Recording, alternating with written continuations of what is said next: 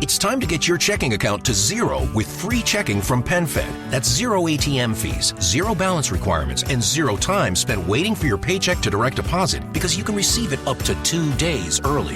Open your account with just $25 and see how big zero can be. Apply online today at PenFed.org/free checking. Early direct deposit eligibility may vary between pay periods and timing of payers' funding. To receive any advertised product, you must become a member of PenFed, insured by NCUA. PenFed's got great rates for everyone.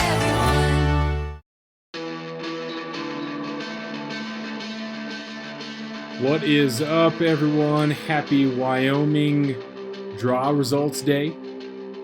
The Wyoming Fish and Game released the license draw and preference points results today, which was awesome for me. I drew a mule deer tag in the eastern area of Wyoming, so it'll be close enough to Laramie that Abby and I can hunt that either archery in September or rifle in October, which is sweet. I never win things. I don't think I've ever won a drawing or a raffle or anything. Well, that's not true. I did draw the elk tag on Edelin Island in southeast Alaska, but it was when I was first back in Alaska and I hadn't been hunting for very long and I had no idea about elk, let alone Alaska elk. So I drew that and two of my buddies went up there, got flown in, had no idea what to do. And so ended up eating that tag because I just didn't even know. I talked to some buddies about where to go and, it was kind of tough. It kind of depended on the weather. So we went there. Flew in and hiked around, saw no elk, saw one black bear. Beautiful camping trip, a lot of fun. But so that was my first premium type tag that I drew that I didn't really appreciate how cool of a tag that was until after I'd been hunting for a little bit longer and then understood, hey man, that'd be sweet to do again. But I've already drawn it, so the likelihood of me drawing it again is pretty low. So drawing this mule deer tag as a non-resident in Wyoming is pretty sweet. Pretty excited for that. So already done some e-scouting in the area. Talked with Jaden Bales about that last week, and so it was cool to get an idea of some of the spots. Those 3 spots that I talked to him about, I went and visited with Abby with his information in the back of my brain. So I thought I knew what it looked like, the things I was looking for that were good, bad. Again, that's detailed in last week's episode with Jaden Bales. But to go there and to see and then understand why one spot was better than the other spot, and then understand what it was that Jaden was looking for that he could see on an OnX or a Google Earth that I couldn't really see, and so it was cool. And saw some mule deer, got pretty excited for that. So now it's nice to draw the tag. I figured I would just be jinxing it by getting ahead of myself here, like I did with the elk. I put in for the cow calf elk tag and the reduced price one. And I had a 56% chance of drawing that, which is, that's better than flipping a coin. But so I figure, gosh, that's pretty good stinking odds. When you look at out-of-state drawing, that's going to be a pretty good one. But I did not draw that. And I'd, again, mentioned that I bought a bugle and I bought cow calls and I was all ready to go. And so I didn't draw that. And we're hoping that Abby would draw a nice bull tag in a difficult area that has some really good genes or really good population of big bulls. She did not draw that one, but she can still get the general over-the-counter, which will be nice, so we can hunt that. But the focus will be on mule deer. I think I'm going to maybe do that in October rather than September, because with school getting started, it's going to be difficult to leave. Use my time to leave as soon as school gets started. I want to make sure things are off on a good step there and make sure that we have everything squared away with school for the kids before I go off gallivanting around. So that was sweet. So good day so far. And it's different being here in Wyoming and just what you do on a daily, like what is available to you. So last night, Abby and I went fly fishing, which is awesome.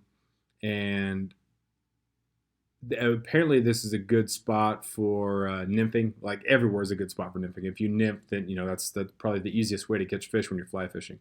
But I really wanted to fish hoppers. There were some hoppers that were around. They were kind of small and green, but I had a couple of really fat, obnoxious ones that were high visibility, which it makes it a lot easier when you can see the thing. But that was just fun to go out there and you're catching small brown trout that were maybe 12 inches. I lost one that was probably about 12, 14, got it right next to the net. Landed one that was maybe 8 or 9 inches, but it's just fun to do things on your own terms and see things for what they are. I got buddies back at home in Alaska who are catching king salmon, that's going for what, $35 a pound if you were to buy it commercially. Um, but it's just different. Appreciate the difference and appreciating what it is. It's pretty hot here and it's very dry and very flat. And you're going fly fishing, catch and release for brown trout, and that some of which are only a little bit bigger than the size of the bait you would use for a king salmon. But it's fun to experience and open your mind to these different things. You don't get caught into a rut of your one specific program. And I know I've talked about that a lot in the last 146 episodes, and it does come up a lot, but you're always in danger of falling into some sort of rut and running the exact same program. So getting out and doing something new and being vulnerable in that and experiencing and finding out for sure whether or not it's something that you like to do or not.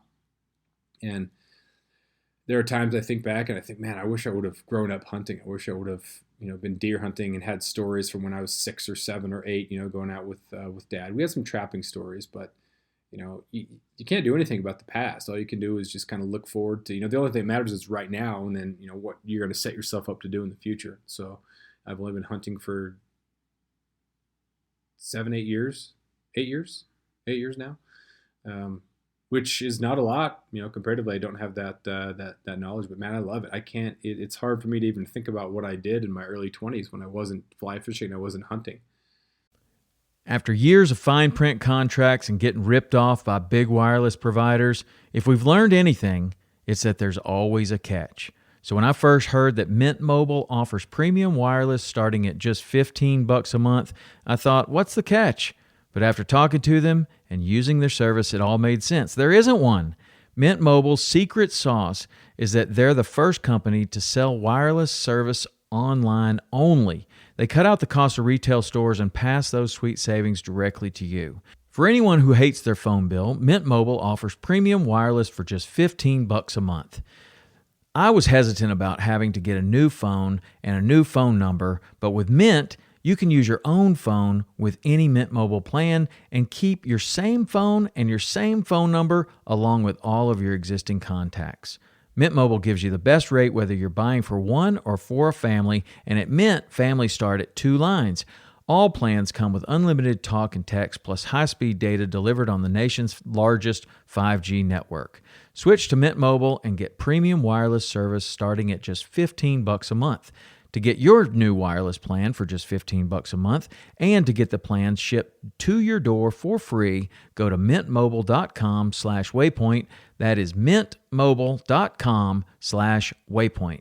Cut your wireless bill to $15 a month at mintmobile.com/waypoint. Right, because that's such a big part of my identity now, and it's just important to have that outside of school, that life thing, so it's not just work. I think a lot of people get really stressed out, and I think that's why we're seeing a lot of the stuff we're seeing on Twitter, just the anger and the piling on, because that's the only thing that people have really in their life to make them feel alive. And I saw one tweet that was telling people to be careful for identifying as a victim or getting their self-worth from being a victim, because you're always going to find other things to be unhappy about. And if you identify as that, as a victim, you're just going to go through your life and you're going to look for ways that you have been mistreated or the ways that you've been wronged. And in some cases, they're absolutely valid. But you got to be careful that you're not becoming like a chronic or a constant victim. And that's where you're getting your self-worth. If you can get your self-worth, if you want to right some wrongs, then that's great. But you don't want to constantly be getting your self-worth from something that's negative. And we kind of see that. And I just kind of wonder, what it is. There are injustices that are going on right now without question. There's no doubt about that. But then, what can you do about it? Some people are standing up and are, voting and are doing those things, but you still have a lot of hours in the day that you could be refreshing yourself and making sure that you're taking care of yourself mentally. And I found that fishing and hunting and the places that takes me and being with other people is not a way of avoiding the world. I think it's, really interacting more with it. If someone were to argue that, dealing with issues on social media is a way that you can be a warrior, a culture warrior, like I don't think social media is the way to do that, because if that is the way that it's done, like what did people used to do? right? You had to go out of your way. You wrote letters, you talked about things, you digested things, you in person had to show that you were a good person. Now we have this way and this ability to just pretend like you're a good person through virtue signaling online, and you might not really be, but you think you're being, totally, you're totally down for a cause, but you're just tweeting, right? You're just tweeting, and what is that? And so I think real action is great. The people are really doing that, and it's helping for sure. And we're addressing a lot of injustices that should be addressed, and it's great to see the growth in the country. But what percentage of that population? And it comes with some self-reflection. What is that? What is that doing to you? So fishing, hunting, outdoors, man, love it. Excited. It's great to have something to be excited for, and I can't wait for next year to start with the goat hunt with Steve. Hopefully that turns out good. I get back to Alaska on the 24th of July. I will get my COVID test there at the airport, and then hopefully I'll have my results back within the next 2 or 3 days. They're trying to get them within 24 hours, but hopefully I'll get it quick. And then Steve comes down on the 29th. We'll go for a mountain goat, and then Abby comes up. Quarantine, go for a deer, and then should just be a good August. A lot of things to look forward to, but before that, we got fly fishing, so looking forward to that. But we'll call that episode 147, and we'll talk to you next time.